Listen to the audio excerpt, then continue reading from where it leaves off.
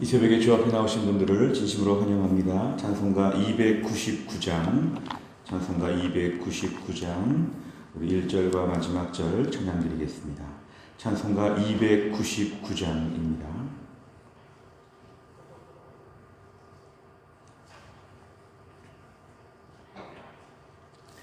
299장, 우리 1절과 4절, 우리 2절 찬양 드리겠습니다.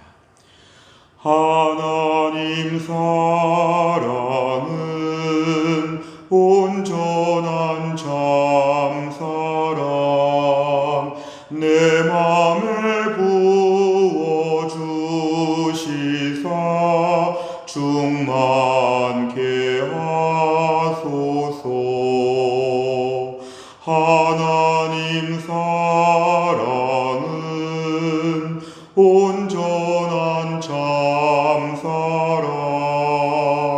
내 맘과 영에 채우사 새 힘을 주소서.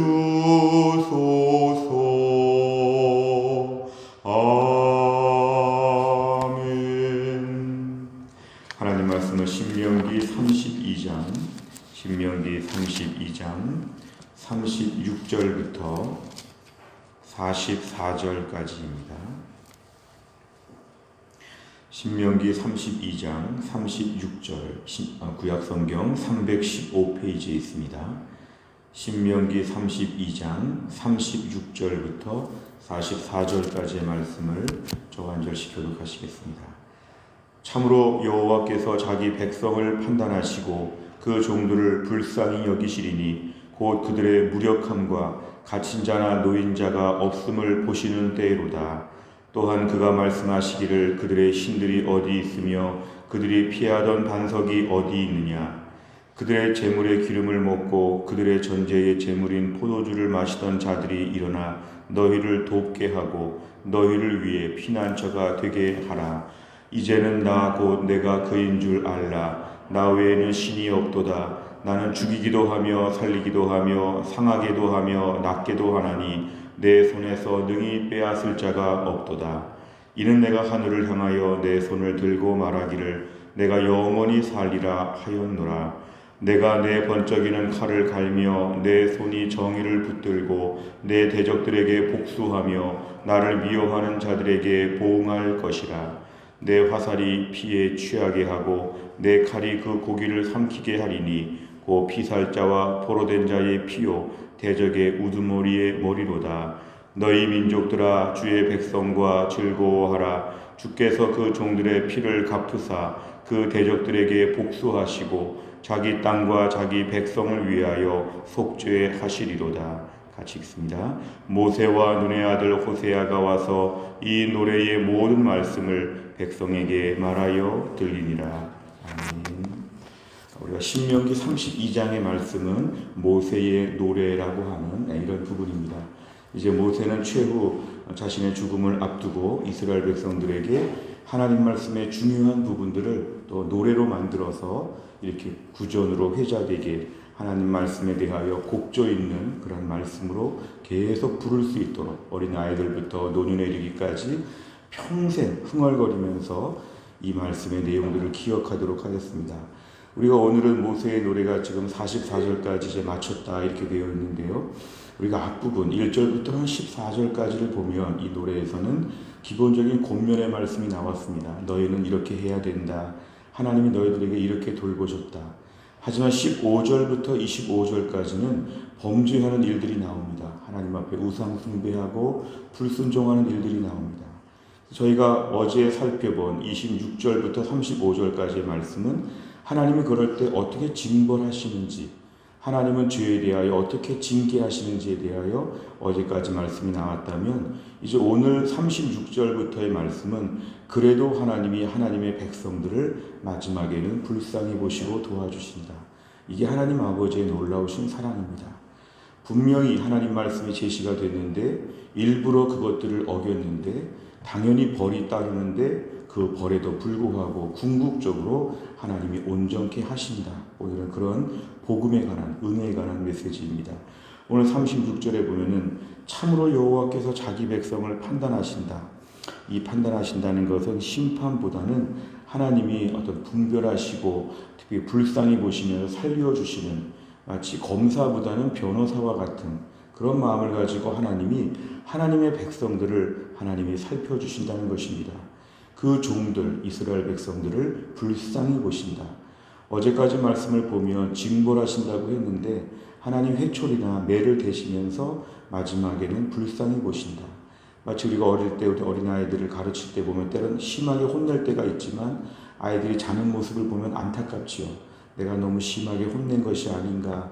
내가 더 인자하고 부드러운 마음으로 애들을 대해야 되는데 너무 애들한테 이렇게 해서 마음이 상하지 않았을까?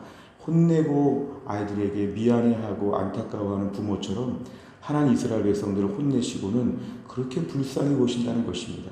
이스라엘 백성들이 얼마나 어리석은지 안타까워하는 부모의 마음으로 불쌍히 보신다.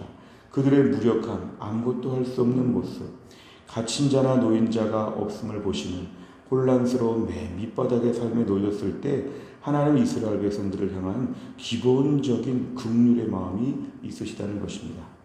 그러면서 한 가지 더 말씀하시죠. 37절의 말씀 보면 이제 완전히 망가진 상태, 완전히 패망한 상태에서 하나님 이렇게 말씀하시죠. 그동안 너희를 도와줬던 신이 왜 이때는 안 도와주느냐.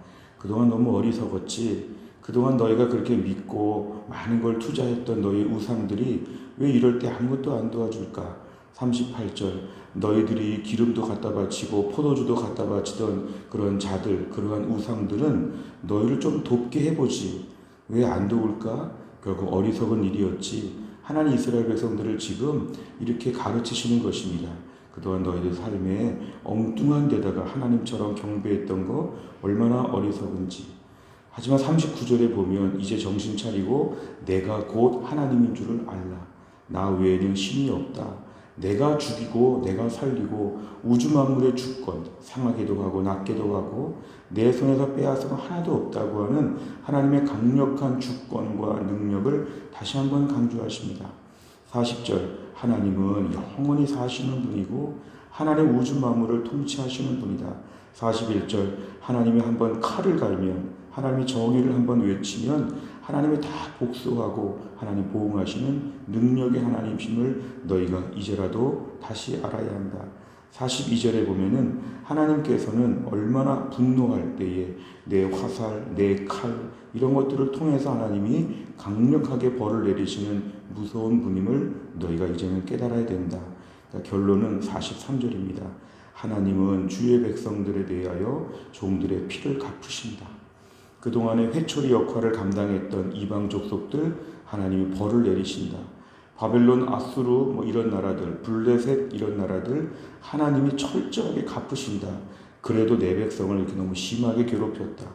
하나님은 이스라엘 백성들을 향한 죄 가운데 있을지라도 궁극적으로 불쌍히 보시면서 안쓰럽게 보시는 하나님의 마음을 오늘 43절에서 강조하며 모세의 노래가 끝나게 됩니다. 오늘 내용 관찰을 보시면 첫째, 하나님께서는 우상 숭배하는 이스라엘에게 어떻게 말씀하십니까?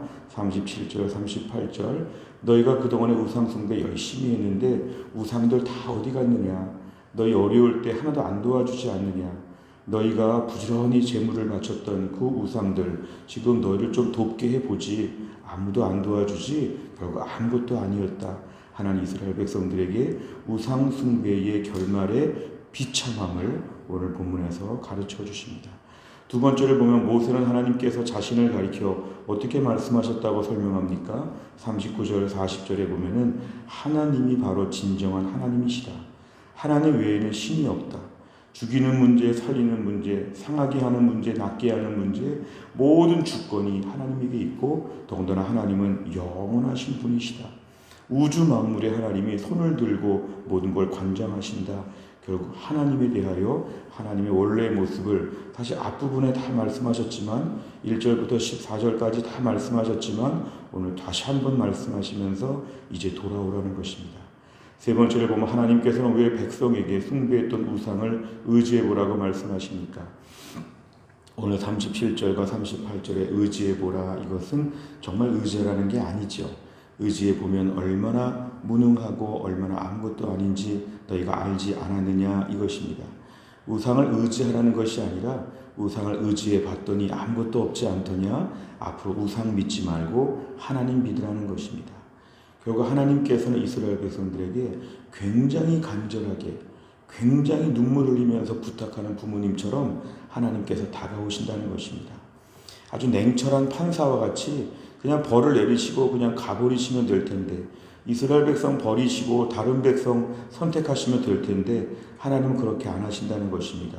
끝까지 권면하면서 여러 가지 말씀을 하나님이 굳이 인간들에게 이렇게 할 필요가 없는데 하나님의 마음을 우리에게 보여주십니다. 그래서 오늘의 말씀은 우리가 구약에서 발견하는 복음과 은혜입니다.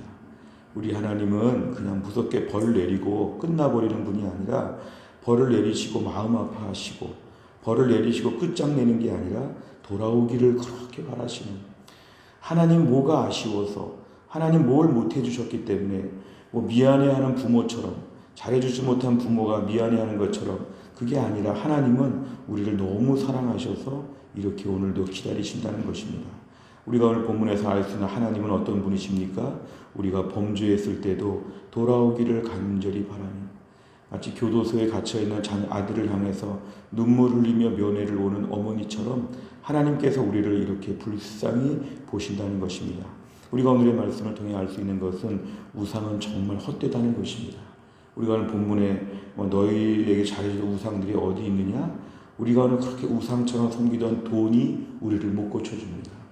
돈이 우리 문제 해결해 주지 못하고 우리 안정된 직장, 우리 심지어 자녀, 부모, 우리 주변의 그 누구도 하나님을 대신하는 우상이 되었다면 결정적인 순간에 우리에게 아무것도 못 해준다는 것입니다.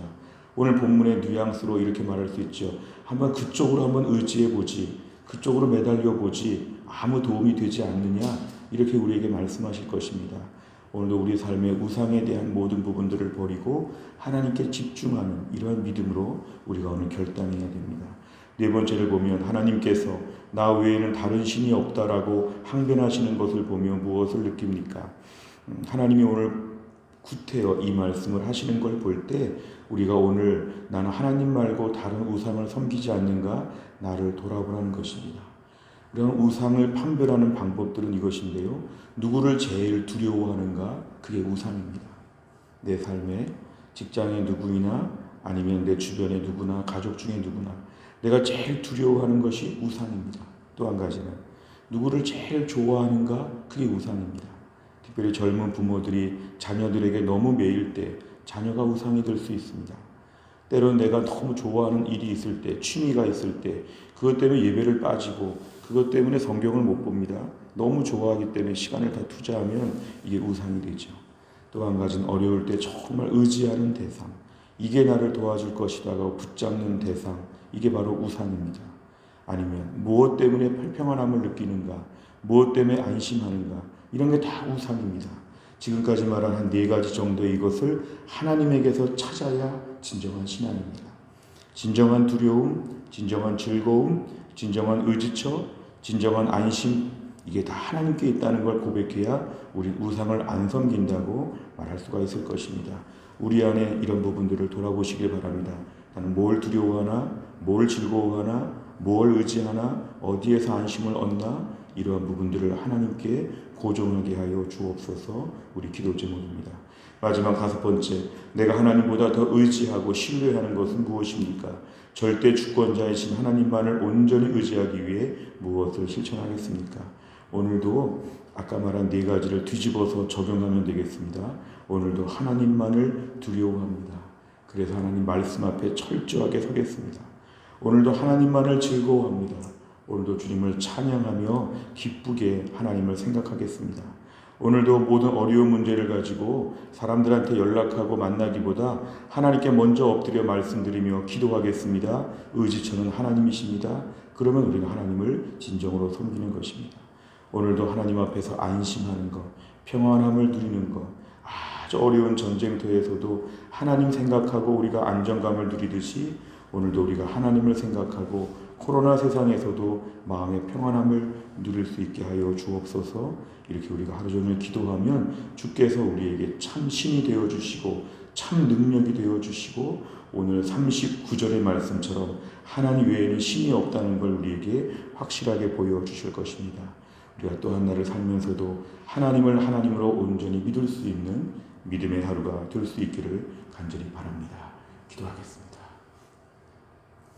하나님 아버지 감사합니다. 또 한 날도 하나님께서 우리를 새벽에 깨우셔서 하나님의 말씀 붙잡고 하나님께 찬양하며 기도하며 은혜의 보좌 앞에 나오게 하여 주심을 감사합니다.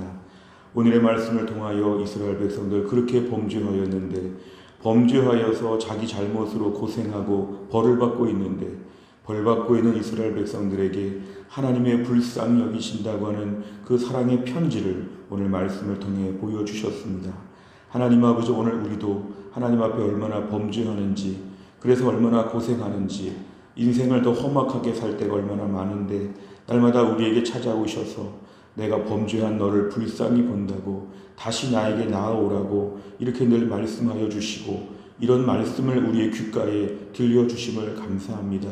오늘도 주님, 우상을 숭배하지 아니하고 하나님만을 경배하게 하여 주옵소서. 무엇을 두려워하는지, 무엇에 즐거워하는지, 무엇을 의지하는지, 무엇에 평안함을 누리는지 오늘도 하나님 말씀을 붙잡는 가운데 이 모든 것이 하나님께로부터 나온다는 걸 고백하고 오늘도 하나님을 하나님으로 섬기는 믿음의 하루가 되게 하여 주옵소서. 하나님, 전국적으로 코로나가 더 확산되고 어려워지는 때를 맞이하여 속히 하나님께서 모든 이 질병의 끝이 올 수 있도록 인도하여 주시고 이 어렵고 혼란한 때에 사랑하는 주의 백성들을 돌보셔서 영육간에 강건하게 하여 주시고 이때도 하나님께 의지하며 매달리는 믿음의 사람이 되게 하여 주시고 해성교회 성도들 중에 한 명도 잃어버리지 아니하도록 우리 하나님이 돌보아 주옵소서. 한날의 모든 일정을 주님께 의탁하오며 예수님의 이름으로 기도하옵나이다. 아멘. 우리가 화요일마다 기도하는 100대 기도 제목은 교회 지도자들을 위하여 기도합니다. 담임 목사, 교육자, 장로, 순장, 교회를 섬기는 분들 잘 감당할 수 있도록 29번부터 42번까지 기도해 주시기를 바랍니다. 주기도문 하겠습니다. 하늘에 계신 우리 아버지여, 이름이 거룩히 여김을 받으시오며 나라 임하옵시며 뜻이 하늘에서 이룬 것 같이 땅에서도 이루어지이다. 오늘날 우리에게 일용할 양식을 주옵시고 우리가 우리에게 죄 지은 자를 사하여 준 것 같이 우리 죄를 사하여 주옵시고 우리를 시험에 들게 하지 마옵시고 다만 악에서 구하옵소서. 대개 나라와 권세와 영광이 아버지께 영원히 있사옵나이다. 아멘.